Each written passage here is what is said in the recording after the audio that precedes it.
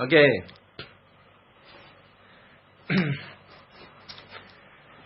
Sharing hari ini masih di sesi ketiga.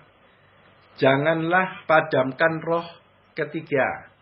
Dengan judul Pembinasa Keji berdiri di tempat kudus. Oke. Nah, kita baca Matius 24 ayat 15. Jadi, apabila kamu melihat pembinasa keji berdiri di tempat kudus, menurut firman yang disampaikan oleh Nabi Daniel, para pembaca hendaklah memperhatikannya. Matius 24 ayat 15. Matius 24 ayat 15. Oke, teman-teman udah tahu ini masuk zaman antikris. Pembinasa keji itu adalah antikris. Dia berdiri, berarti keberadaan dia di tempat kudus. Pertanyaannya, teman-teman, tempat kudusnya itu di mana? Siapa yang tahu? Oke. Pasti kalau masih bingung semua enggak apa-apa. Tak jawab lanjut ya. Oke. Nah, karena ini adalah seri-serian dari kemarin. Kemarin terakhir kita bahas adalah Bait Allah. Masih ingat ya Bait Allah ya? Bait Allah Perjanjian Lama dan Bait Allah Perjanjian Baru. Perjanjian Lama Bait Allah ada dua, ya, Bait Allah Salomo, terus kedua Bait Allah yang dibaharui oleh Herodes, yang dibangun Esra sama Nehemia. Itu kedua. Yang ketiga belum dibangun dan akan mau dibangun. Tetapi Tuhan Yesus tidak menghendaki pembangunan Bait Allah secara fisik. Karena di terakhir setelah Tuhan Yesus mati di kayu salib, gambaran mengenai Bait Allah itu tirainya sudah terbelah. Jadi Tuhan sudah masa Bait Allah Perjanjian Lama secara fisik sudah habis. Sekarang masuk antitype, masuk gambaran yang sebenarnya daripada Perjanjian Lama, yaitu Perjanjian Baru.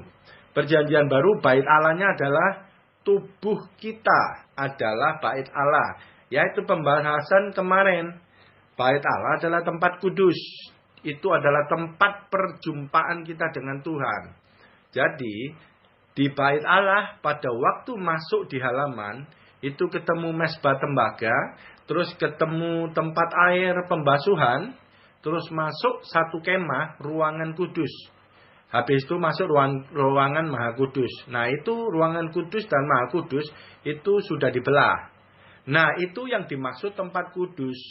Tempat perjumpaan. Tuhan ngomong, di sana aku akan menjumpai engkau. Di sana itu di dalamnya ada kaki dian, kepala 7, meja roti, tidak beragi itu ya. Roti mana itu? Roti lambang tubuh Kristus. Terus ada mezbah emas, ukupan, wangi-wangian. Itu adalah wangi-wangian harum pengenalan akan Tuhan. Nah, maksudnya antikris berdiri di tempat kudus, berdiri di sana. Nah, sekarang Bait Allahnya itu Perjanjian Lama berupa fisik. Sekarang Bait Allah Perjanjian Baru adalah tubuh orang Kristen. Tubuh orang Kristen. Nah, antikris itu berdiri di dalam tubuh orang Kristen. Itu maksudnya. Pembinasa keji berdiri di tempat kudus. Ya. Jadi harusnya Tuhan yang berdiri di sana. Kita keintiman sama Tuhan. Tetapi ini diganti. Dikudeta. Jadi yang berdiri adalah antikris. Secara gampangnya, antikris memakai tubuh anak Tuhan. Nah, kita sudah beberapa estafet, beberapa seri. Kita ingetin kata-kata kunci pembahasan. Gadis bijak, gadis bodoh. Bait Allah Perjanjian Lama, Bait Allah Perjanjian Baru. Persembahan, meja persembahan tembaga. Meja mengakibatkan meja persembahan emas. Nah, itu kata kunci yang mesti kita ingat-ingat, selalu berkutat di sana. Nah, jadi dulu tempat ibadah, keintiman, penyembahan itu perjanjian lama adalah bait Allah bangunan fisik. Perjanjian baru adalah tubuh kita, ya. Nah, antikris itu ada di dalamnya berdiri. Itu berarti orang Kristen itu membina keintiman dengan roh antikris. Itu maksudnya, ya. Nah, sekarang kita lihat, nanti kita belajar, ada banyak ayat-ayat antikris ya. Ada banyak ayat-ayat antikris, cuman kita biasanya dengar cuplikan-cuplikan, tidak diurutkan. Sekarang saya ada ambil beberapa ayat antikris, tidak banyak, tidak semua, karena kalau semua nggak cukup waktunya. Tetapi yang ada relasinya dengan pembahasan kita, dan itu berurutan. Ya, pertama nanti kita bahas tujuan antikris. Karena dia mau mengkudeta tubuh kita nih. Mau dipakai buat alatnya dia. Makanya dia mau berdiri di tempat kudus. Nah, itu ingat. Antikris mau mengkudeta. Ya. Nah, otomatis dia adalah yang bisa memakai. Dia adalah gadis bodoh yang pelitanya padam. Ya, itu bisa pakai. Karena kalau gadis bijak yang pelitanya menyala, dia nggak bisa pakai. Ya kan? Karena dia tidak mau membina keintiman dengan antikris itu, ya. Nah, tujuannya ngapain? Udah tahu tujuannya. Habis itu siapa antikris? Nanti kita bahas. Itu kita lebih mengenal, kita lebih waspada karena dia sedang giat bekerja sekarang. Habis ketahuan siapa antikris, kita masuk di dalam peperangan dengan antikris. Setelah peperangan dengan antikris, antikris mempunyai target-target. Siapa saja orang Kristen yang benar-benar dia mau pakai, yang benar-benar dia mau kudeta tempat kudusnya. Jadi antikris berbicara sekarang rebutan tempat kudus dengan Tuhan. Yang harusnya tempat kudus bait Allah itu kita sendiri, di dalamnya ada Tuhan Yesus. Dia kudeta. Jadi iblis ini rebutan tempat kudus dengan Tuhan Yesus, ya. Oke. Sekarang kita lihat tujuan antikris ya. Antikris itu tujuannya tetap sama, namanya setan. Teman-teman pasti ingat. Waktu umat Israel keluar dari Mesir, nomor satu yang dia halangi, terakhir sudah tidak bisa dan harus lepas. Tula ke-10 itu selesai, dia angkat tangan. Nah, begitu lepas yang dia tahan itu kambing domba. Ya, dia katakan gini. Saya bacain biar teman-teman ingat ya. Keluaran 10:24 dikatakan gini. Lalu Firaun memanggil Musa serta berkata, "Pergilah, beribadahlah kepada Tuhan. Hanya kambing dombamu dan lembu sapimu harus ditinggalkan. Juga anak-anakmu boleh turut beserta kamu." Jadi kamu sekeluarga nggak apa-apa beribadah, tapi jangan bawa persembahan. Nah, itu tujuan setan. Dari awal orang Kristen lahir baru sampai kapanpun dia terus berusaha supaya anak-anak Tuhan ibadahnya tanpa persembahan. Kita udah tahu persembahannya ya. Persembahan mesbah tembaga ya. Udah tahu kemarin udah dibahas. Tuhan ngomong tidak boleh ibadah dengan tangan hampa. Tetapi iblis maunya tangan hampa. Itu artinya ibadah tanpa pertobatan. Nah terus, tetapi Musa berkata, bahkan korban sembelihan dan korban bakaran harus engkau berikan kepada kami. Nah Musa minta, kamu nggak boleh tahan, harus berikan kepada kami. Supaya kami menyediakan untuk Tuhan Allah kami. Nah, ibadah itu untuk apa? Untuk mempersembahkan kepada Tuhan. Nah itu yang setan tidak mau. 25. Dan juga ternak kami harus turut beserta kami. Dan satu kaki pun tidak akan tinggal. Sebab dari ternak itulah kami harus ambil untuk beribadah kepada Tuhan Allah kami. Dan kami tidak tahu dengan apa kami harus beribadah kepada Tuhan sebelum kami sampai di sana. Jadi Musa bilang, semua hewan persembahan harus dibawa. Karena Tuhan belum ngomong mana yang harus dipersembahkan. Sampai di tempat tujuan, baru Tuhan ngomong mana yang harus dipersembahkan. Jadi tidak boleh ada binatang persembahan tertinggal di Mesir. Tetapi Firaun maunya kamu jangan bawa. Ini teman-teman harus ingat. Ini penting-penting sekali. Dan masih berlaku sampai sekarang. Iblis selalu menghalangi anak-anak Tuhan untuk memberikan persembahan kepada Tuhan. Nah, persembahan apa? Di Mezbah Tembaga. Itu persembahan korban bakaran sama korban sajian. Itu adalah korban penebusan keselamatan. Yang nanti antitype-nya aslinya adalah Tuhan Yesus mati di kayu salib gambarannya. Aslinya itu gambarannya Mezbah Tembaga. Ya. Jadi tetap sama tujuan setan melalui antikris supaya orang Kristen beribadah tanpa persembahan kepada Tuhan. Kalau bahasa aslinya ibadah tanpa pertobatan, ibadah tanpa perubahan karakter. Jadi lu Kristen, tapi lu jangan berubah. Kalau yang nakal terus aja nggak apa-apa. Lu Kristen yang penting. Nah itu maksudnya. Lu boleh ke gereja, lu boleh komsel lain-lain, tapi lu jangan berubah. Jangan berubah jadi lebih baik seperti Kristus. Jangan. Nah itu intinya ya. Oke. Nah di Daniel 9 ayat 27 dikatakan gini.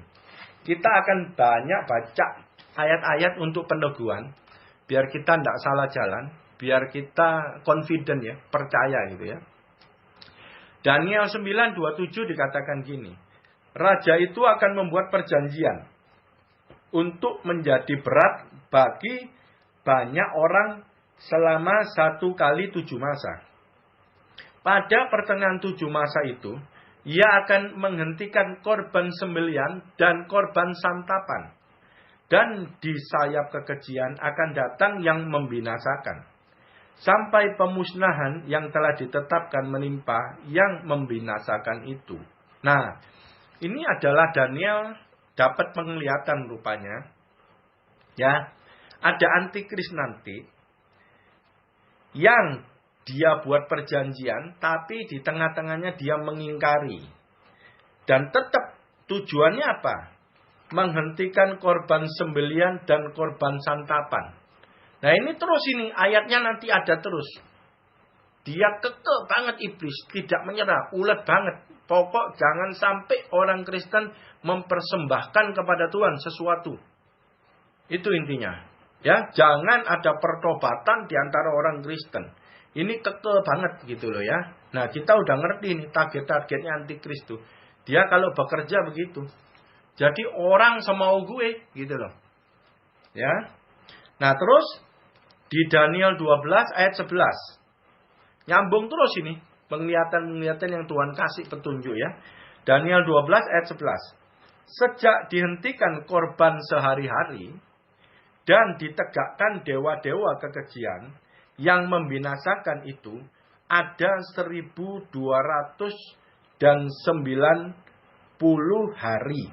Nah kita nggak usah fokus hari dan lain-lainnya ya. Kita fokusnya. Sejak dihentikan korban sehari-hari. Begitu korban keselamatan itu berhenti.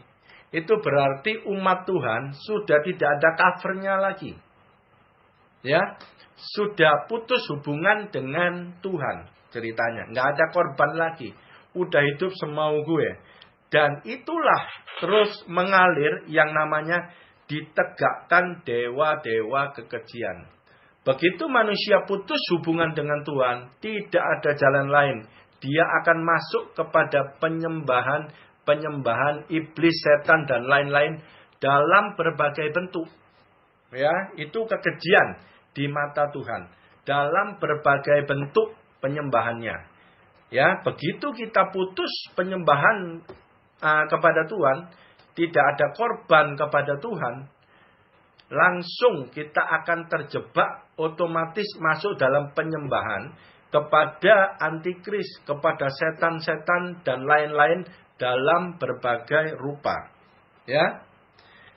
Nah, di sini saya diingatkan,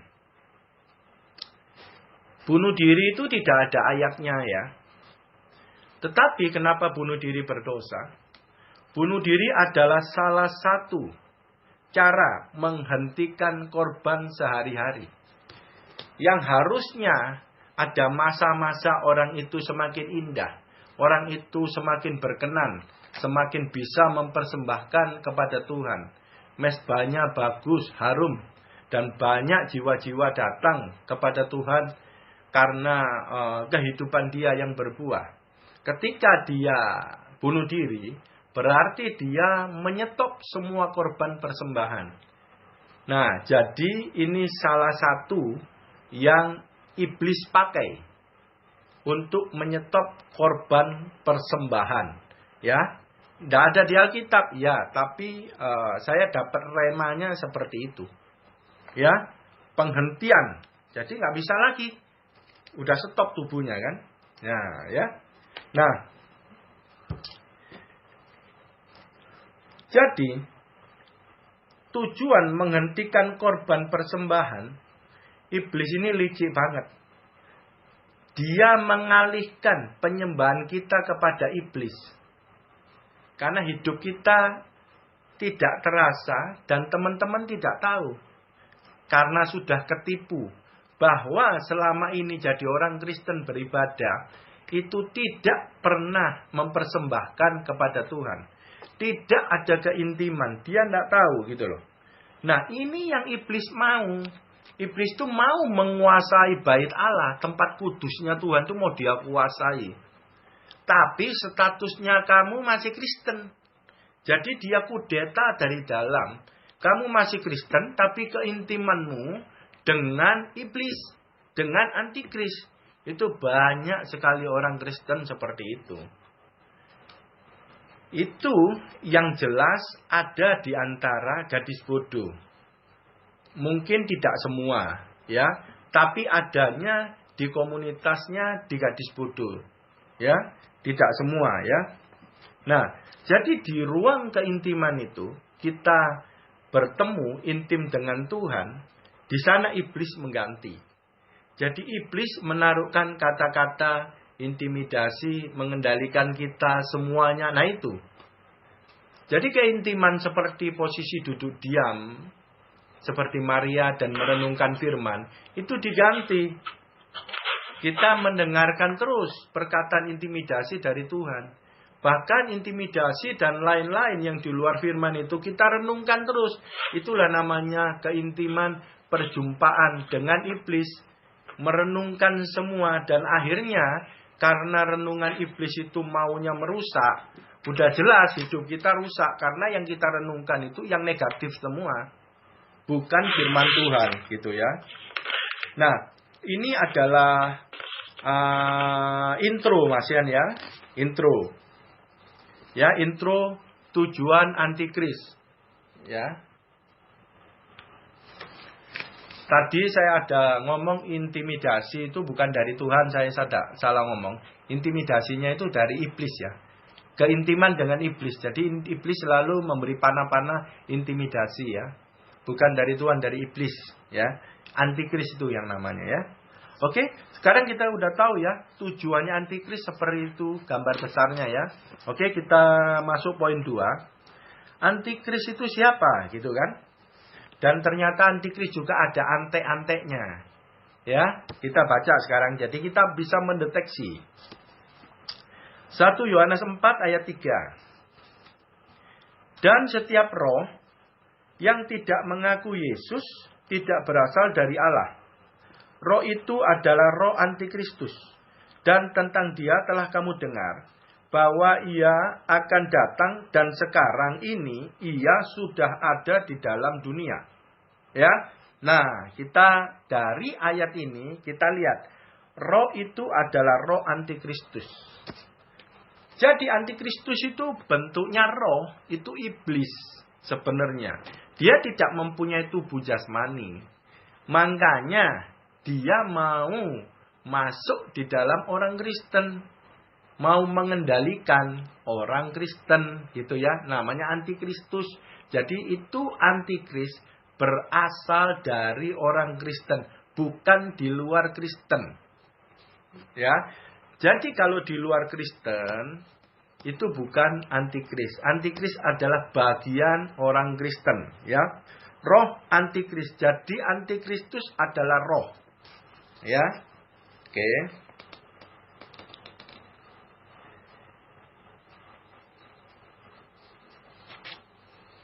Oke, jadi roh antikris tidak berasal dari Allah. Roh antikris itu tidak mengaku Yesus. Tidak berasal dari Allah, tidak mengaku Yesus. Kalau kita tanya nih, 100% orang Kristen kalau ditanya ngaku Yesus, pasti dia ngaku. Ya toh? Tapi yang dimaksud di sini bukan hanya pengakuan mulut. Ya, aku percaya Yesus, bukan. Ya, yang dimaksudkan pengakuan Yesus itu adalah yang seperti Alkitab. Siapa yang percaya kepada Yesus akan melakukan semua perintah-perintah Tuhan. Itu yang percaya. Yang tidak percaya Yesus adalah yang tidak melakukan. Jadi maksudnya seperti itu. Dan antikris, orang Kristen yang tidak melakukan perintah Tuhan. Itu gampangnya. Kenapa? Karena dia sudah disusupi roh antikris. Setan itu, dia bersekutu intim orang Kristen ini. Ya, kita masuk ayat selanjutnya ya. Roh antikris. Oke.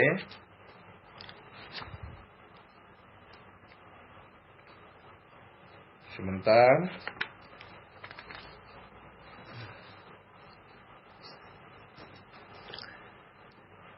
1 Yohanes 2 ayat 18. Ini ayatnya 15 sampai 19. Tetapi saya mulai dari 18. Anak-anakku, waktu ini adalah waktu yang terakhir. Dan seperti yang telah kamu dengar, seorang antikristus akan datang. Sekarang telah bangkit banyak antikristus.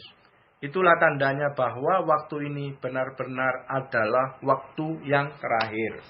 Ini namanya antikristus, berarti harus ada Kristusnya dulu. Ya toh?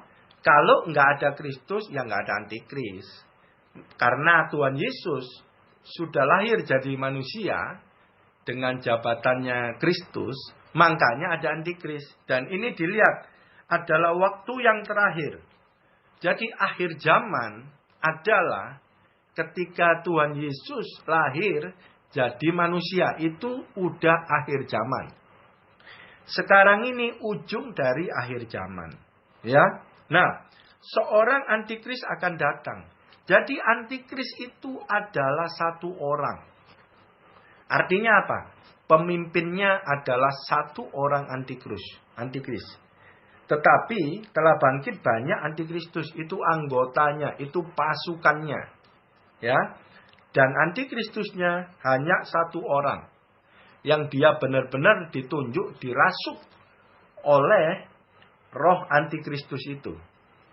Sebagai pemimpin gerakan antikristus. Ya. Dan itu ada di akhir zaman. Waktu Tuhan Yesus lahir di bumi jadi manusia ya. Oke. 19. Memang mereka berasal dari antara kita, tetapi mereka yang tidak bersungguh-sungguh. No, jelas kan? Mereka berasal dari antara kita. Berarti antikristus dari orang Kristen. Jadi di luar Kristen antikristus bukan? Bukan. Ya, mungkin pasukannya ya mungkin aja, ya. Tapi antikristusnya jelas dia keluar dari antara kita, orang Kristen. Dialah yang mengkudeta, menduduki bait Allah, tempat kudus Tuhan di perjanjian baru. Ya. Ciri-cirinya antikris ini tidak sungguh-sungguh. Nah, ini orang yang tidak sungguh-sungguh dengan Tuhan, tidak sungguh-sungguh mau keintiman masuk ruang kudus, tidak sungguh-sungguh mau melakukan di posisi Maria. Ini adalah benar-benar targetnya untuk ditarik jadi pasukannya antikris. Pasti orang itu tidak tahu bahwa dia masuk golongan antikris. Kalau dia tahu, pasti dia kembali, dia pun tidak mau. Cuman dia tidak tahu, gitu ya. Bahwa dia adalah antikris. Karena dia tidak bersungguh-sungguh. Ibaratnya apa? Ini bukan gadis bijak, ini adalah gadis bodoh. Pelitanya padam, dia tidak ada keintiman dengan Tuhan. Jadi ruang kudus keintimannya diisi oleh antikris. Iblis, roh-roh jahat. Jadi dia intim sama iblis, roh-roh jahat. Itu bukan kayak dukun, ya. Karena ini orang Kristen. Bisa orang baik loh. Bukan kayak dukun, gambarannya salah. Ini adalah kalau saya ngomong, Kristen duniawi habis. Karena iblis, roh-roh jahat, itu mancing keintimannya dengan berbagai macam versi, area. Nah, paling empuk enak adalah soal uang, soal duniawi. Itu iblis antikrisnya memasukkan, gitu ya. Sehingga dia tahu firman, punya pelita. Iya, punya pelita. Tahu firman, tahu. Tapi pelitanya mati. Artinya firman itu tidak menjadi guide, tidak menjadi penuntun hidup dia. Yang jadi penuntun hidup dia 100% kedagingan yang dikendalikan oleh roh antikris di ruang kudus itu, keintimannya. Ya. Terus di ayat 18 tadi diomongin seorang antikris akan datang. Kita mundur di ayat 15-nya. Tadi saya ngomong 15 sampai 19 ya. Pembacaan mulai 18. 15-nya. Janganlah kamu mengasihi dunia dan apa yang ada di dalamnya. Jikalau orang mengasihi dunia, maka kasih akan Bapa tidak ada di dalam orang itu. 16. Sebab semua yang ada di dalam dunia, yaitu keinginan daging dan keinginan mata, serta keangkuhan hidup, bukanlah berasal dari Bapa, melainkan dari dunia. 17. Dan dunia ini sedang lenyap dengan keinginannya. Tetapi orang yang melakukan kehendak Allah akan tetap hidup selama-lamanya. Nah, ini ayat 15 tadi dikontraskan, disejajarkan, habis itu antikris. Ada tujuannya tadi, ayat 15 dan 17 dinyatakan itu, diadakan ada tujuannya. Jadi, orang yang mengasihi dunia, itulah nanti yang akan menjadi anggota ditarik oleh antikris. Itu adalah orang Kristen tetapi tidak mengasihi Tuhan, tapi berselingkuh mengasihi dunia. Ya, dan mengasihi dunia itu diomongin keinginan daging, keinginan mata, serta keangkuhan hidup. Nah, itu 3. Kalau orang yang suka bermain di area 3 itu, ya, itu adalah target empuk antikris. Dia bisa dan sudah dimakan antikris mungkin tanpa dia sadar, tanpa dia tahu bahwa dia sedang menyembah roh antikris yang ada di dalam dia, yang sudah dikendalikan. Pasti karena ada firman-Nya. Ya. Jadi bukan orang yang ngomong tapi firman yang ngomong. Ya. Nah, sekarang kita baca Daniel 11 ayat 31. Tentaranya akan muncul, mereka akan menajiskan tempat kudus, benteng itu, menghapuskan korban sehari-hari, dan menegakkan kekejian yang membinasakan. Daniel ngomong lagi antikris. Menghapuskan korban sehari-hari. Ini selalu kalau ada antikris selalu ngomong menghapuskan korban sehari-hari. Selalu dia itu target utamanya. Orang Kristen jangan bawa persembahan, mempersembahkan kepada Tuhan. Tangan hampa aja. Selalu itu. Itu kekeh banget gitu loh si setan ini ya. Oke? Dan dia dikatakan tentaranya akan muncul. Berarti dia punya laskar. Ya. Kalau pemimpinnya orang Kristen, laskarnya kebanyakannya pastinya orang Kristen. Ya, orang Kristen yang gimana? Yang tadi sudah disebutkan. kurang lebih ciri-cirinya walaupun tidak komplit ya. Nah, itu tentaranya gitu loh. Jangan kita menjadi bagian daripada tentaranya antikris tanpa kita tahu bahwa kita itu sehari-hari ternyata support antikris. Nggak sadar gitu loh. Antikris itu mereka akan menajiskan tempat kudus. Menajiskan tempat kudus. Artinya kita itu bait Allah. Dikasih kotoran sama setan-setan itu. Ngerti nggak? Tempat kudus itu di dalam tubuh kita itu cuman 2 Tuhan berbicara.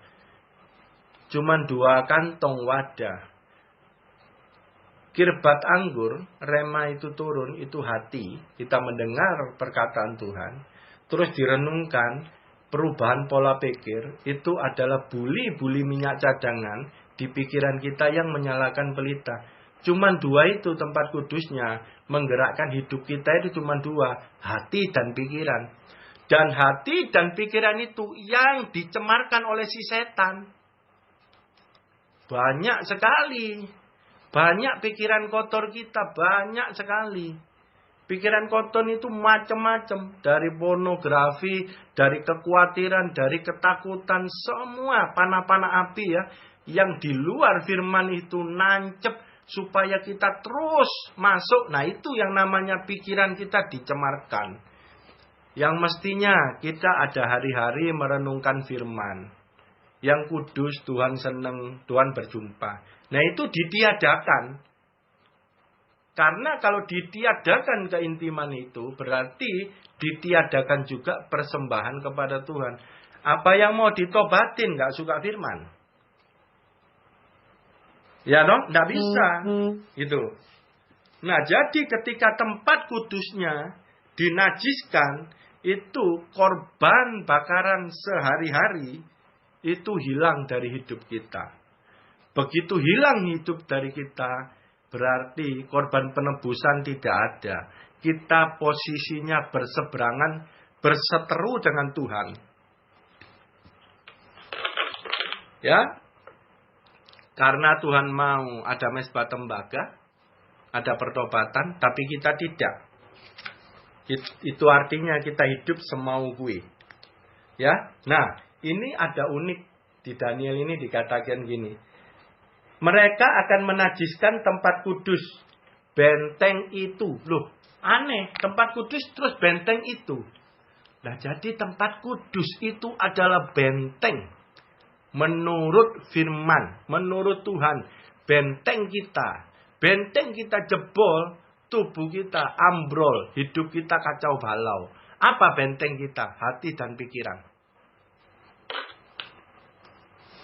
Makanya perlengkapan senjata Allah itu ada ketopong keselamatan. Ketopong itu helm.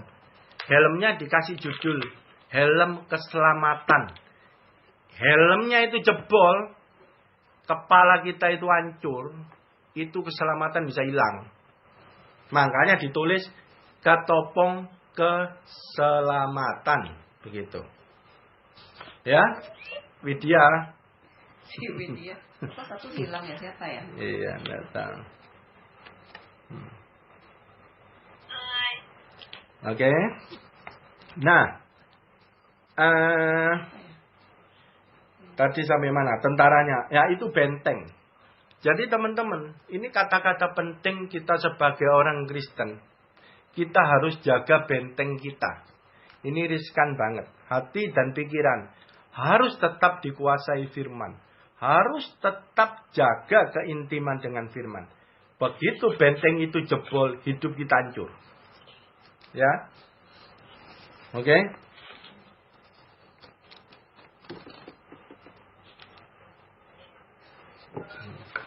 Sembilan berarti ada 1. Enggak tahu di mana.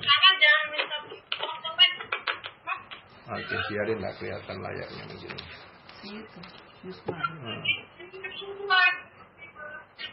Oke. Ada 9 yang join, 1 enggak kelihatan di layar ya. Oke. Sekarang kita lihat lagi ya. Kita lihat lagi karena judulnya masih siapa antikris ya.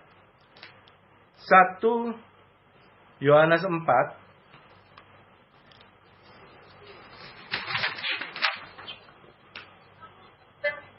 1 Yohanes 4 ayat 1 sampai 6. Saudara-saudaraku yang kekasih, janganlah percaya akan setiap roh, tetapi ujilah roh-roh itu, apakah mereka berasal dari Allah. Sebab banyak nabi-nabi palsu yang telah muncul dan pergi ke seluruh dunia. Demikianlah kita mengenal roh Allah. Setiap roh yang mengaku bahwa Yesus Kristus telah datang sebagai manusia berasal dari Allah.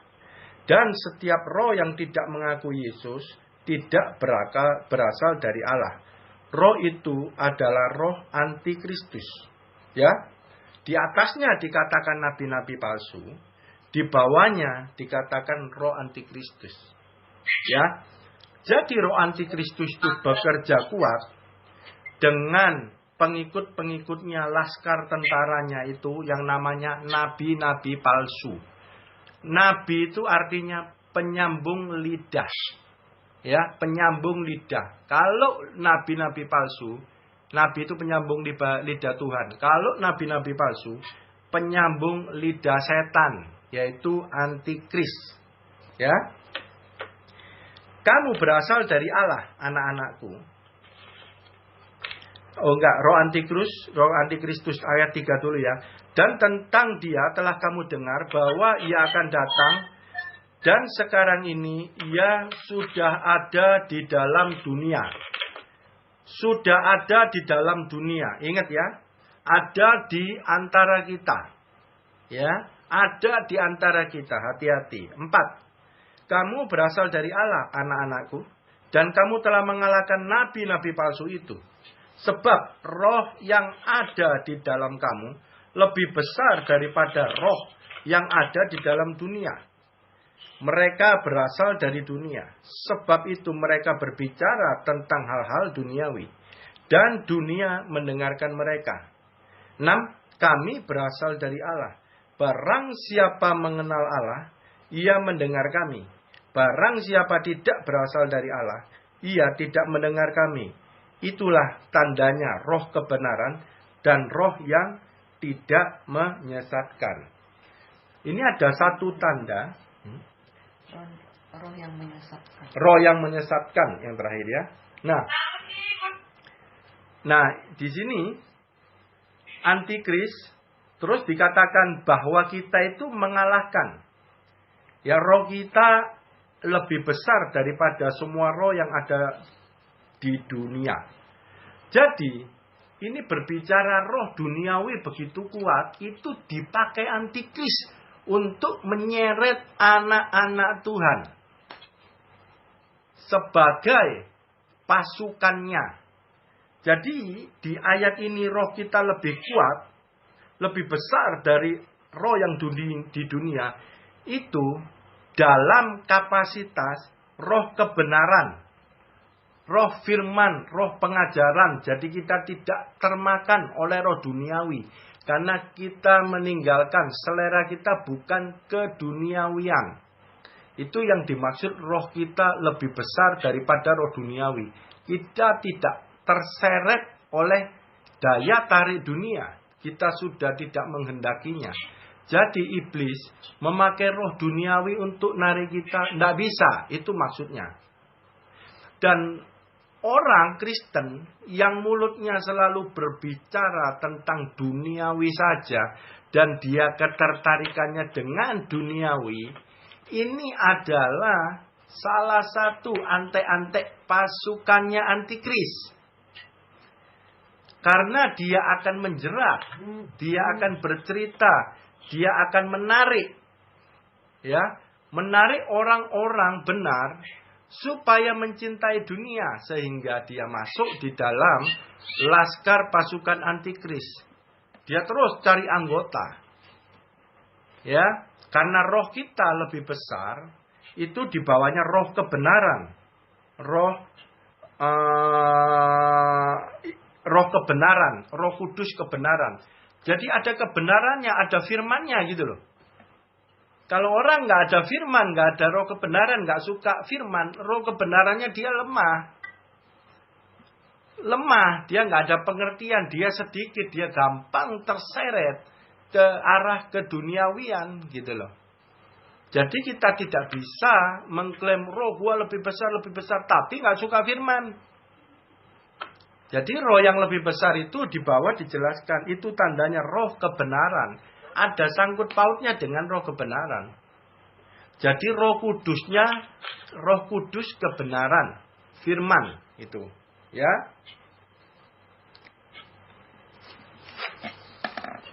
Ketika orang itu menyukai hal-hal yang duniawi, ya, itu dia pasti tidak melakukan perintah Tuhan. Yaitu yang dinamakan dia itu sebenarnya orang Kristen tapi gak percaya sama Tuhan. Tuhan Yesus. Jadi cuman di mulut tok percaya. Aslinya tidak. Gitu ya. Nah, jadi dari sini udah kelihatan. Ada hubungan dengan nabi-nabi palsu. Yang terus menyuarakan keduniawian. Ya, itu roh yang menyesatkan di ayat ini dikatakan. Jadi hati-hati teman-teman dengan pasukan antikris. Ya, dia selalu bicaranya hal-hal keduniawian dan dia orang Kristen. Itu nanti pembicaraannya dia bisa merasuki, bisa mencemari bait Allah ini. Teman-teman yang nggak bicara tolong di-mute ya, suaranya masuk. Tolong yang tidak ngomong sekarang di-mute semua. Karena berisik suaranya masuk ya. Tolong di-mute semua ya. Nah, udah tenang ya. Kita mulai lagi ya. Nah, jadi teman-teman hati-hati bergaul dengan orang Kristen. Yang mulutnya kata-katanya hanya duniawi. Bisa-bisa dia salah satu laskar pasukannya antikris. Yaitu nabi-nabi palsunya dia. Dia tahu firman. Tapi dia sendiri tidak melakukan.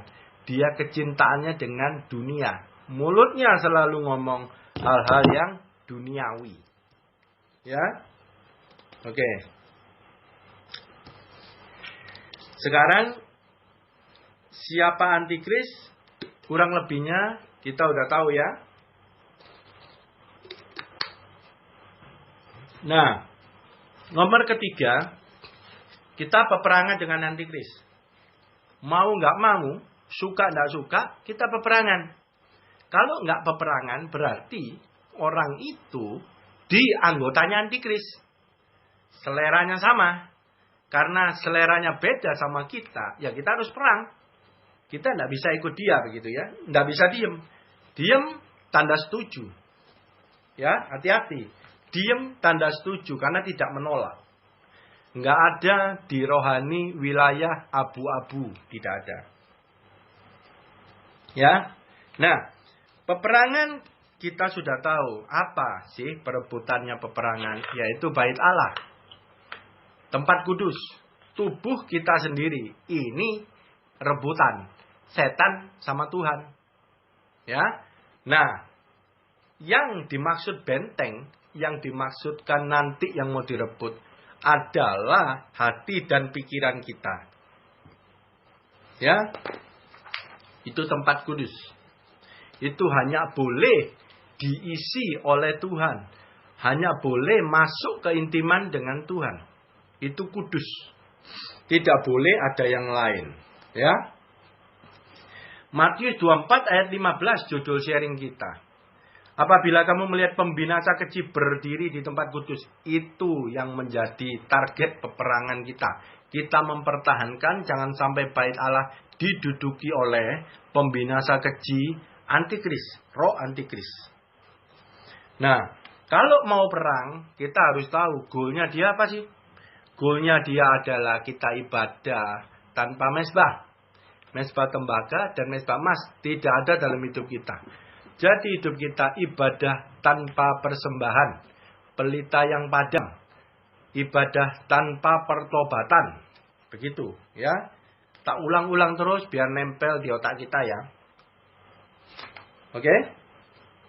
Nah, targetnya ya, itu pasti orang Kristen fasik sama orang Kristen benar itu semua mau ditarik. Semua orang Kristen mau ditarik. Ya.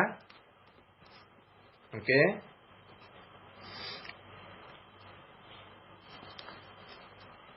2 Korintus 11 ayat 3, ini hati-hati. Ini yang mau setan racuni, yang antikris mau racuni sesatkan. 2 Korintus 11 ayat 3. Tetapi aku takut kalau pikiran kamu disesatkan dari kesetiaan kamu yang sejati kepada Kristus. Seperti Hawa diperdaya oleh ular itu dengan kelicikannya. Nah, jadi penyesatan yang setan lakukan itu adanya di pikiran. Gitu ya. Pikiran disuplai dari hati. Ya. Nah, kesetiaanmu yang sejati kepada Kristus. Orang setia kepada Tuhan Yesus bukan berarti aman. Dia masih bisa disesatkan di pikirannya. Sehingga kesetiaannya dia dengan Tuhan menjadi mubazir.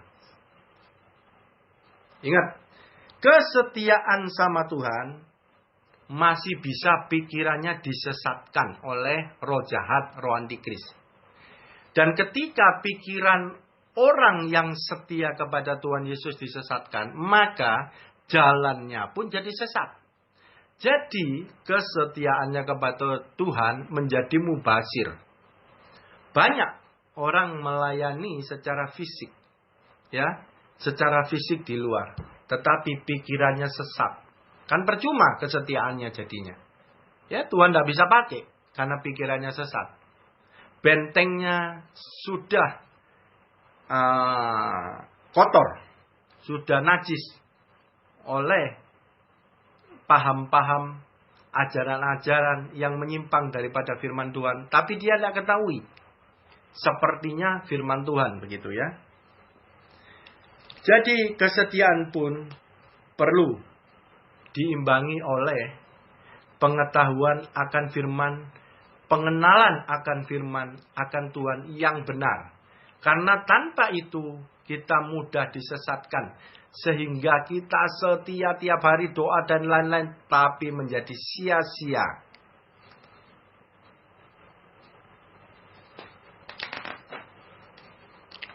Ya.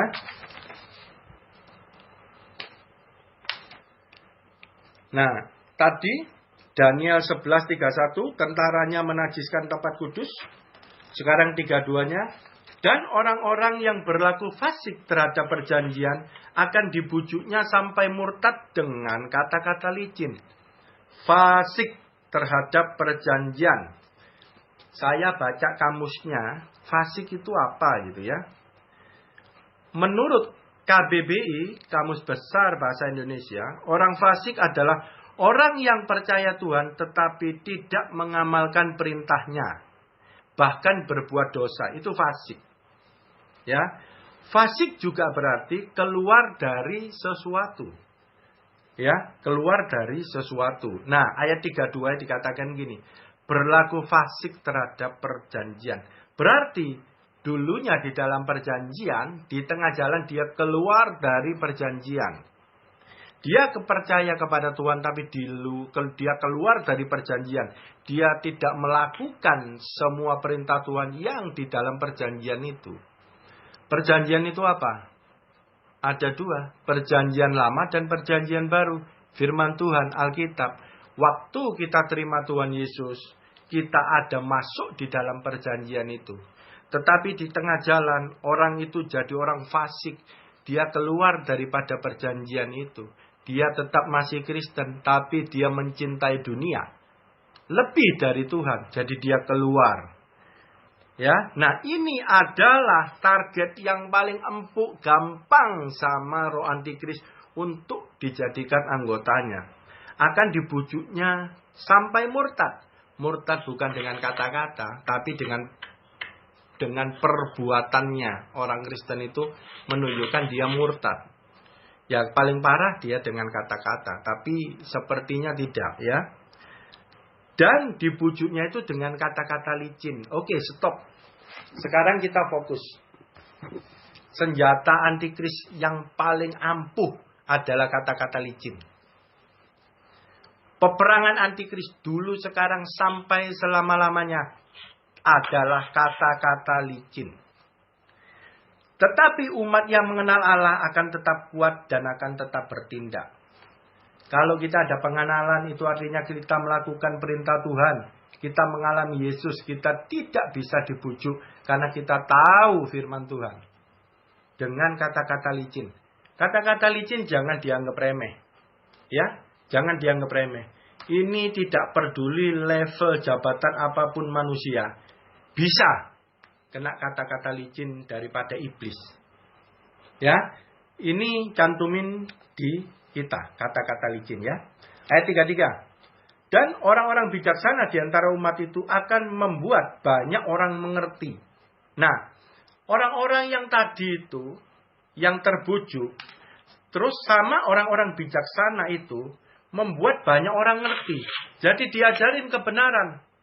Yang pertamanya nggak ngerti, yang pertamanya dimakan oleh iblis, kata-kata licin, terus dia diajari, terus dia jadi ngerti. Tetapi untuk beberapa waktu lamanya mereka akan jatuh oleh karena pedang dan api, oleh karena ditawan dan dirampas. Jadi, kata-kata licin itu nanti akan menarik, mengikuti, dia akan menawan orang-orang Kristen. Akan merampas. Artinya dulu dia pengikut Tuhan Yesus, dirampas. Ya, jadi pengikut antikris. Terus ditawan. Ditawan pakai apa? Ya kata-kata licin. Pakai pengajaran palsunya itu. Nabi-nabi palsunya itu. Dan orang di sini yang terjatuh, dia akan keluar. Yaitu waktu dia mengerti oleh orang bijaksana, oleh pengajaran. Dia ada pengertian, baru dia keluar dari ikatan tawanan, dari rampasan itu. Dia kembali kepada Tuhan. Hanya satu, pengertian akan firman. Ya. Nah terus, yang kedua, rada cepat ya. Targetnya orang Kristen yang benar-benar, yang mempunyai iman. Gadis bijak. Tadi gadis bodoh, sekarang gadis bijak. Wahyu 12:17 dikatakan gini. Maka marahlah naga itu kepada perempuan itu, lalu pergi memerangi keturunannya yang lain, yang menurut hukum-hukum Allah dan memiliki kesaksian Kristus. Nah, ini ada lagi. Naga itu marah ya kepada perempuan itu, lalu memerangi keturunannya yang lain. Ini orang Kristen. Orang Kristen yang benar-benar, yang menuruti hukum Allah. Dia yang intim dan melakukan semua perintah Tuhan. Makanya dia diomong memiliki kesaksian Yesus. Hidupnya adalah kesaksian Yesus. Dan ini akan diperangi. Nah, keturunan yang lain, itu dikatakan di King James, the remain of her seed. Remainnya kita abaikan, of her seed. Seed itu biji, seed itu benih. Jadi siapa yang mempunyai benih itu, yaitu firman Tuhan, atau benih turunan dari Tuhan Yesus itu, yang adalah gerejanya yang benar, itu yang dikejar. Ya. Tujuannya apa? Ya satu, supaya berhenti mempersembahkan korban kepada Tuhan. Nah, itu tujuannya. Tetapi selama orang itu memegang seed, benih firman itu, dia tetap hidupnya menjadi kesaksian Yesus. Dia tetap menang. Dia tidak bisa ditipu. Ya, oleh kata-kata licin itu. Oke? Ini firmannya.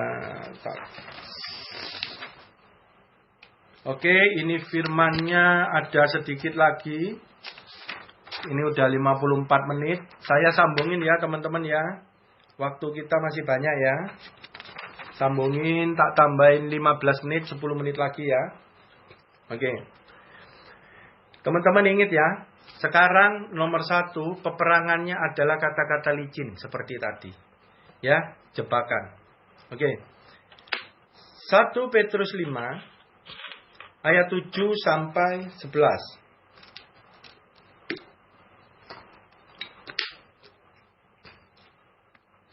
Serahkanlah segala kekhawatiranmu kepadanya, sebab ia yang memelihara kamu. 8. Sadarlah dan berjaga-jagalah. Lawan musuh iblis berjalan keliling sama seperti singa yang mengaum-ngaum dan mencari orang yang dapat ditelannya. 9. Lawanlah dia dengan iman yang teguh, sebab kamu tahu bahwa semua saudaramu di seluruh dunia menanggung penderitaan yang sama. Oke. Sadar, berjaga-jaga, lawanlah si iblis. Berjalan keliling sama seperti singa yang mengaum-ngaum. Nah, singa di dalam dunia nyata yang ditakuti adalah gigitannya. Tetapi di rohani ini yang ditakutin adalah aumannya. Aumannya adalah suaranya. Suaranya adalah iblis, kata-kata licin. Dan mencari orang yang dapat ditelannya. Tadi udah dikasih tahu. Orang yang ditelannya itu ciri-cirinya gimana. Tadi udah kita bahas ya. Jadi hati-hati kita waktu bersinggungan dengan orang luar maupun saudara seiman. Ini lebih ngeri. Apakah dia kepanjangan laskarnya antikris? Teman-teman waktu berbicara dengan sesama orang Kristen harus sadar dan berjaga-jaga. Begitu dia terlepas kata-kata yang licin membuat kita terseret keluar dari iman, kita di dalam hati harus menolaknya dalam nama Tuhan Yesus. Kalau mendiamkannya itu berarti setuju. Hati-hati, ini bentuknya roh. Ya, bentuknya roh. Dia memakai hukum-hukum roh. Ketika kita tidak tahu hukum roh, kita bisa dikerjai. Hati-hati ya. Makanya sadar dan berjaga-jaga. Lawanlah dia dengan iman yang teguh. Perintah Tuhan lawan. Kenapa? Kalau tidak lawan ada dua. Sudah kemakan mungkin. Jadi dia nggak ngelawan. Seleranya sudah sama. Sudah menjadi pengikut baru antikris. Karena nggak bisa ngelawan. Gitu ya. Kedua, dia tidak punya iman. Dia tidak ngerti firman. Dia terkecoh oleh kata-kata licin. Apalagi keadaan dia. Keadaannya itu di ayat 7 diceritakan begini. Dikatakan firman Tuhan gini. Serahkanlah segala kekhawatiranmu. Ini adalah kekhawatiran adalah di posisi kita licin.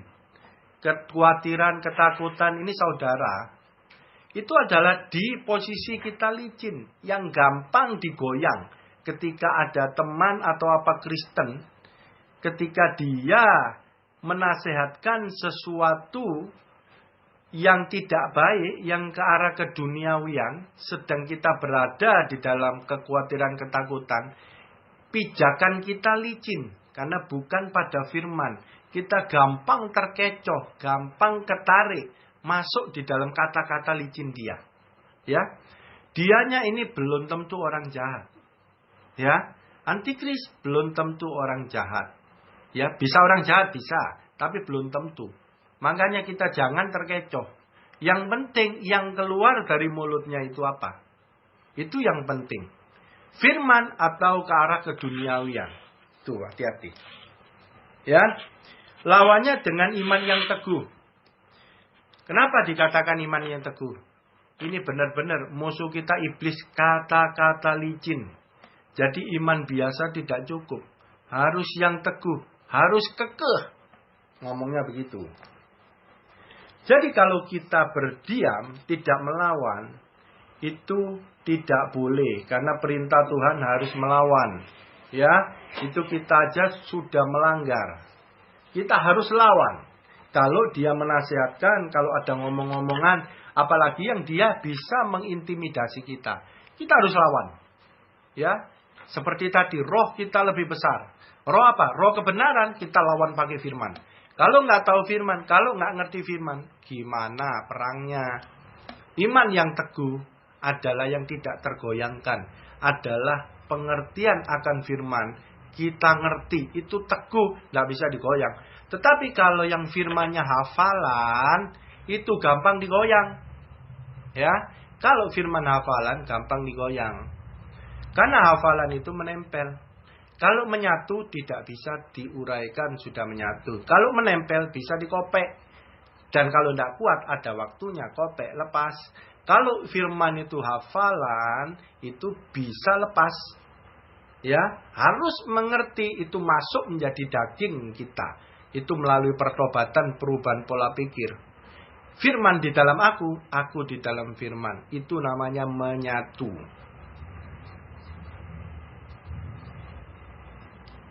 Ya.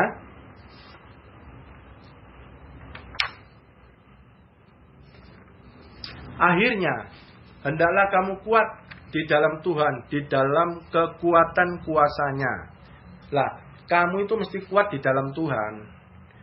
Kuatnya di apa? Di kekuatan kuasanya. Kekuatan kuasanya itu apa? Yaitu kekuatan Tuhan itu Injil, firman. Nah, jadi hendaklah kamu kuat di dalam Tuhan itu kamu kuat di dalam firman. Kalau nggak kuat di dalam firman, gimana bisa ngomong roh saya lebih besar dari roh yang ada di dalam dunia? Itu ketipu namanya. Ya, gak ngerti firman, nggak tahu firman, bisa ngomong roh saya lebih besar. Dari mana? Roh yang lebih besar itu ayat penjelasan, ayat-ayat selanjutnya. Itu adalah roh kebenaran yang lebih besar daripada roh-roh dunia. Yang sanggup menolak roh dunia itu roh kebenaran, yaitu firman. Hendaklah kita kuat di dalam firman, itu kita kuat di dalam kuasa Tuhan. Tidak ada jalan lain. Posisi Maria. Kenakanlah seluruh perlengkapan senjata Allah, supaya kamu dapat bertahan melawan tipu muslihat iblis. Kenakanlah seluruh perlengkapan, berarti tidak boleh ketinggalan satu. Harus seluruh. Kenapa? Kalau seluruh bisa bertahan melawan tipu muslihat iblis. Berarti tipu muslihat iblis ini menyerang di banyak area. Makanya harus seluruh perlengkapan. Kurang satu tidak boleh. Karena iblis menyerang di banyak area. Terutama kelemahan kita dia serang. Ya, jadi perlengkapan kita harus ngerti seluruh. Jadi firman itulah nanti yang akan menjadi perlengkapan senjata Allah. Walaupun di Galatia itu dijelaskan ya perlengkapan senjata Allah, tapi Efesus. Oh ya, di Efesus.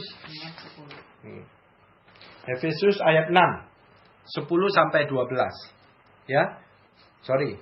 Nah, jadi firman itu adalah perlengkapan senjata Allah. Dia bisa menyerupai ke teropong selamatan, ikat pinggang, tameng gitu ya, pedang semuanya gitu ya.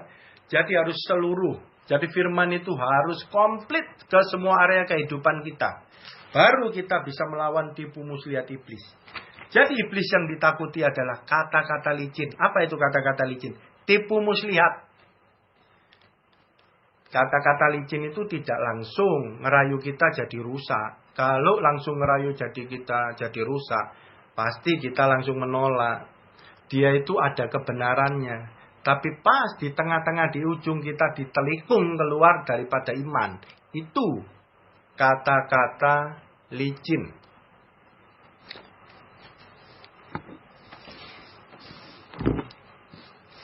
Ya. Nah, auman singa itu ternyata bukan iblis juga yang dimaksud auman singa itu. Ternyata Tuhan juga diibaratkan, perkataan Tuhan itu juga diibaratkan auman singa. Gitu ya. Jadi auman singa itu adalah kata-kata licin, kata-kata pengajaran, itu maksudnya auman singa gitu ya. Hosea 11 ayat 10 dikatakan gitu. Mereka akan mengikut Tuhan, ia akan mengaum seperti singa. Ianya ini huruf besar Tuhan. Akan mengaum seperti singa. Sungguh, ia akan mengaum, maka anak-anak akan datang dengan gemetar dari barat. Seperti burung dengan gemetar datang dari Mesir. Mesir adalah lambang dunia. ketika Tuhan mengaum seperti singa, kata-katanya ini membuat orang-orang yang dari Mesir, yang hidup dari dunia, dia bertobat keluar kepada Tuhan Yesus. Itu auman singa juga, kata-katanya gitu loh. Nah, jadi auman singa ada dua. Tuhan Yesus juga auman singa, iblis juga auman singa. Nah, tapi kita lihat, satu pengajaran kebenaran, satu adalah pengajaran sesat. Pengajaran sesat itu dikatakan kata-kata licin. Karena kalau tidak licin, kita langsung diajari sesat, pasti kita menolak. Ya. Oke.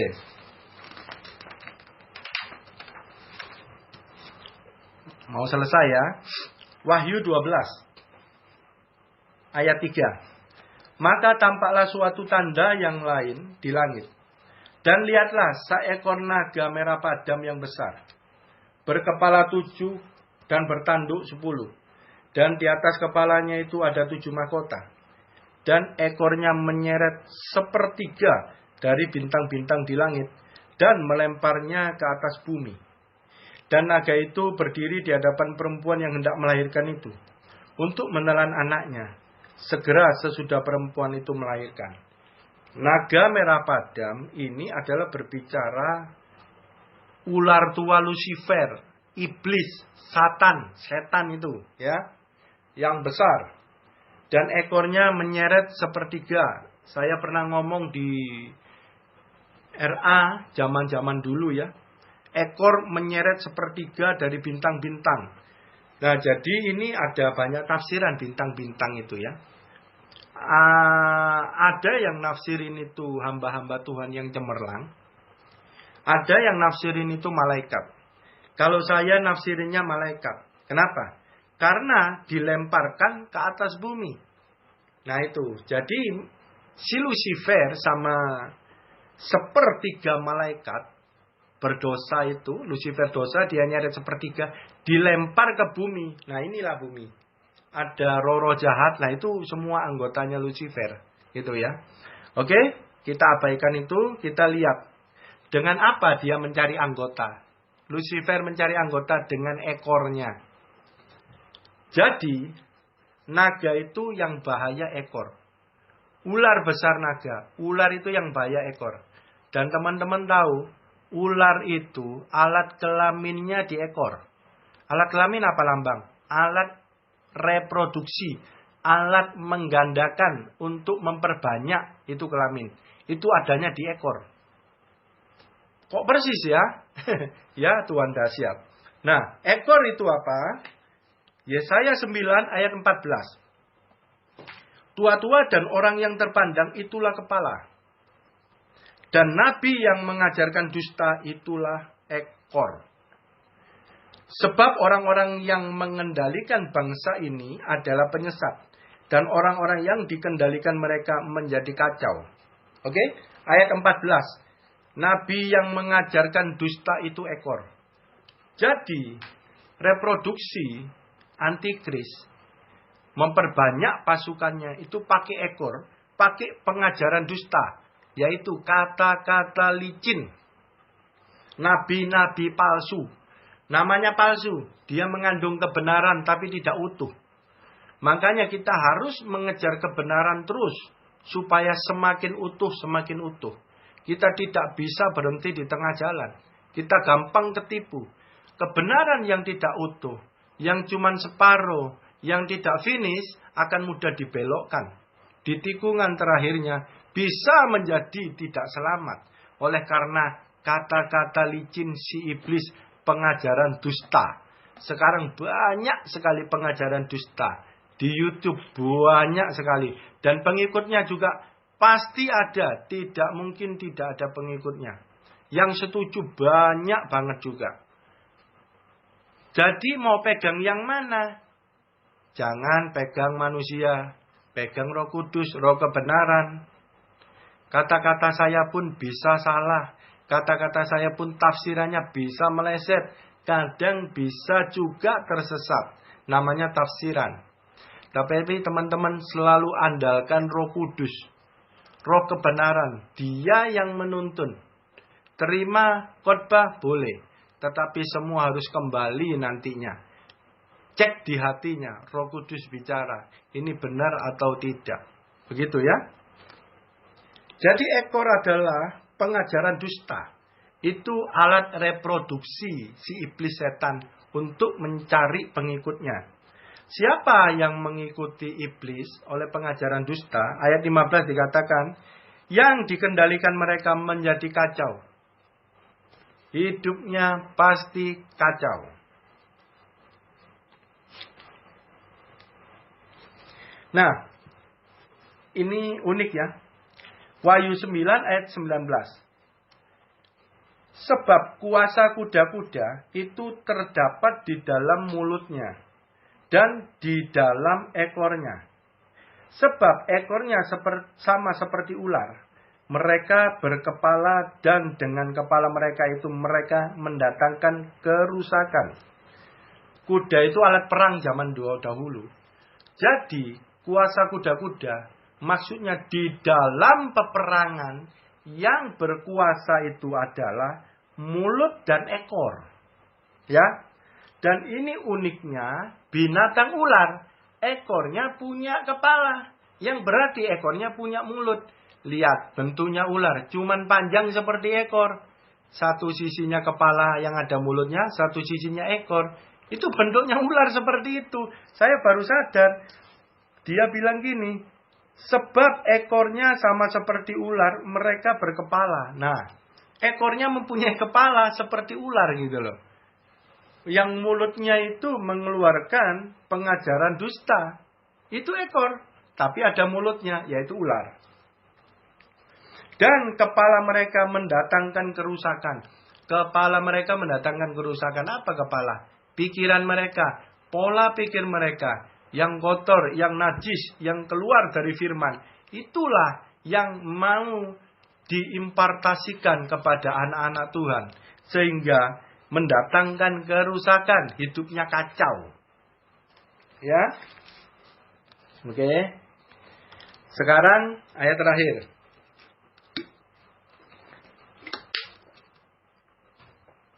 Imamat 3 ayat 9. Saya ketemu satu ayat ini unik-unik banget teman-teman. Kemudian dari korban keselamatan itu ia harus mempersembahkan lemaknya sebagai korban api-apian bagi Tuhan. Yakni segenap ekornya yang berlemak yang harus dipotong dekat pada tulang belakang dan lemak yang menyelubungi isi perut dan segala lemak yang melekat pada isi perut itu. Kita lihat ekornya, jangan fokus ke perutnya. Segenap ekornya yang berlemak. Ekor itu pengajaran dusta, berlemak. Dia berarti sudah gemuk, pengajarannya sudah kuat. Kita yang dulunya dari Mesir dunia, dengan pengajaran dunianya yang sudah kuat, atau apa yang menyesatkan itu adalah korban api-apian bagi Tuhan. Harus dipotong, harus dibakar di mezbah tembaga Tuhan. Yang dimasukkan di dalam otak pikiran kita, hati kita, hanya satu, firman Tuhan. Dan ini peneguhan di Imamat 3 ayat 9. Tuhan sudah bicara di perjanjian lama. Ekormu buang. Artinya apa? Pengajaran dusta tidak boleh ada di dalam pikiran kita, di dalam hidup kita. Oke? Firman sudah selesai. Jadi Tuhan Yesus dahsyat banget. Dia memberikan firman dari awal, nyambung-menyambung. Gadis bijak, gadis bodoh. Bait Allah perjanjian lama dengan mezbahnya. Terus jangan padamkan roh. Karena roh itu nanti yang menuntun kita. Yang membuat kita tidak termakan oleh kata-kata licin. Dan akhirnya sampailah kepada antikris, hati-hati. Sekarang setan yang paling keras bekerjanya adalah antikris. Karena dia mengambil orang dalam untuk menyerang orang Kristen sendiri. Jadi perusakan yang paling dahsyat adalah dari dalam. Kalau dari luar kita bisa menolak. gampang. Ya, peperangannya mudah. Tetapi kalau peperangan dari dalam ini sulit dan berdampak besar perusakannya, yaitu antikris. Dia pakai orang Kristen yang berpengaruh dengan ajaran-ajaran kata-kata licinnya yang membuat bilangan orang Kristen terhilang. Yang asalnya masuk surga bisa masuk neraka. Dan tanpa dia sadari, banyak orang Kristen menjadi bagian daripada laskar-laskar antikris. Oke, firman sudah selesai teman-teman. Kita buka mute, kita masuk di dalam diskusi. Tuhan Yesus, terima kasih untuk malam hari ini adalah malam yang penting Tuhan Yesus. Ini adalah malam keintiman kami dengan Engkau Tuhan. Banyak hal-hal baru Tuhan Yesus, Engkau menuntun kami hari ini Tuhan. Engkau tidak mau gadis-gadis bijakmu di tempat RA ini terhilang Tuhan. Engkau mau kami menjadikan laskar-laskar Kristus Tuhan. Bahkan kami menyingkirkan banyak ajaran-ajaran sesat ya Tuhan Yesus. Dan kami banyak menyelamatkan jiwa-jiwa orang Kristen sendiri Tuhan. Bahkan orang Kristen fasik pun bisa menjadi orang Kristen yang benar Tuhan Yesus. Karena kami melalui kehidupan kami Tuhan Yesus. Melalui firman yang kami mengerti yang Kau ajari Tuhan Yesus. Terus Tuhan Yesus jauhkan kami daripada roh antikris Tuhan. Kami katakan kepada roh-roh jahat, setan-setan, roh antikris dengan segala antek-anteknya.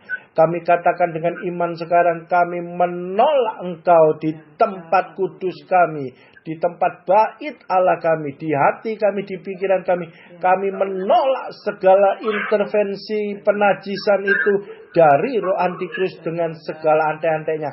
Dalam nama Tuhan Yesus. Bahkan jika sempat kami mendengar, kami tolak, kami bersihkan semuanya. Hati dan pikiran kami berikan hanya kepada Tuhan Yesus. Dalam nama Tuhan Yesus, kami milik Tuhan Yesus. Terima kasih Tuhan Yesus. Kau sudah bersihkan anak-anak RA, gadis-gadis bijakmu di RA ini Tuhan Yesus. Hanya menjadi milikmu. Pengantin Kristus yang sebentar lagi akan menjemput kami di awan-awan yang permai. Kami masuk bilangan orang yang Engkau angkat ya Tuhan Yesus. Di dalam waktu delay ini Tuhan. Terima kasih Tuhan. Keadaan tidak menjadi baik Tuhan. Keadaan ekonomi pun tidak menjadi bagus Tuhan. Di akhir-akhir ini ya Tuhan Yesus. Di penghujung akhir zaman Tuhan. Banyak keadaan yang terpaksa menyudutkan kami Tuhan Yesus. Tetapi kami hanya berpegang kepada firman-Mu Tuhan Yesus. Rancangan-Mu adalah damai, sejahtera dan sukacita. Dan Engkau adalah yang membuat jalan terobosan. Engkau di depan kami yang menerobos Tuhan Yesus. Jadi tidak ada yang bisa boleh memojokkan, bahkan mematikan kami dengan segala usaha kami. Tidak boleh. Karena ada Tuhan kami yang menghidupkan, yang membuat terobosan. Kami tolak semua intimidasi. Kami tolak semua kuasa yang memojokkan kami. Memojokkan usaha-usaha kami. Semua piutang-piutang yang macet kami tolak semuanya. Tuhan buka jalan, semuanya tagihan dilancarkan. Semua bisnis sudah mulai dibuka, dilancarkan. Dan kami, Tuhan buat perbedaan. Bahwa kami umat pilihan yang berbeda. Kami umat pemenang, bahkan lebih dari pemenang. Dan kami bersandar berpegang kepada kuat kuasa-Mu, yaitu janji-janji firman-Mu ya Tuhan Yesus. Terima kasih Tuhan Yesus. Engkau urapi kami Tuhan Yesus. Engkau beri hikmat kepada kami. Untuk di dalam keadaan yang tidak baik. Yang tidak semakin baik dunia ini. Tetapi kami tetap memilih.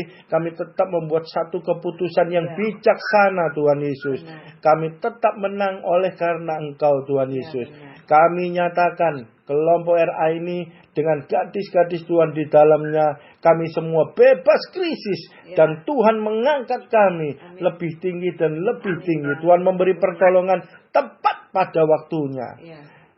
Semuanya. Dan bahkan kesehatan kami pun Tuhan lawat semuanya. Tuhan sembuhkan. Tuhan pulihkan semua keadaan kami. Dan kami usir semua virus-virus terutama COVID itu harus menjauh kepada kami. Dan menjauh kepada keluarga kami. Karena ada tameng firman Tuhan. Ada malaikat Tuhan di sekeliling rumah kami. Dan kemanapun kami pergi. Dalam nama Tuhan Yesus. Teman-teman angkat tangan untuk terima berkat.